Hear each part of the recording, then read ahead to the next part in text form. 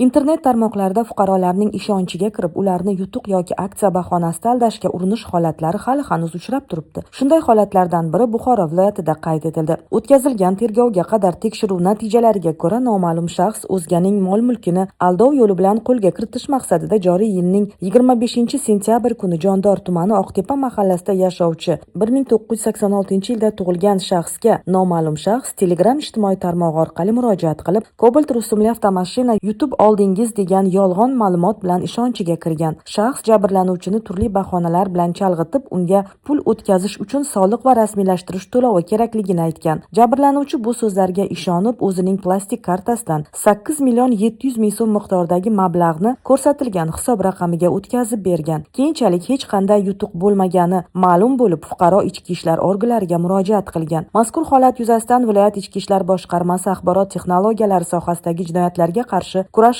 boshqarmasi xodimlari tomonidan olib borilgan tezkor surishtiruv harakatlari davomida bu jinoyatni Surxondaryo viloyati Sho'rchi tumanida yashovchi 2003-yilda tug'ilgan fuqaro sodir etganligi aniqlangan. Mazkur fuqaro o'zining noqonuniy harakatlarini yashirish maqsadida turli soxta akkauntlar va anonim raqamlardan foydalangan bo'lsa-da, kiberxavfsizlik mutaxassislari tomonidan axborot tizimlarining texnik tahlili orqali uning shaxsi fosh etildi. Hozirda unga nisbatan O'zbekiston Respublikasi Jinoyat kodeksining 168-moddasi 3-qismi bilan jinoyat ishi qo'zg'atilib, dastlabki tergov harakatlari olib borilmoqda. Shu o'rinda ichki ishlar organlari aholiga murojaat qilib, begona manbalar orqali taklif etilayotgan yutuq, aksiya va nasiyaga tovar takliflariga ishonmaslik, shaxsiy ma'lumotlarni noma'lum shaxslarga bermaslikni eslatib o'tadi.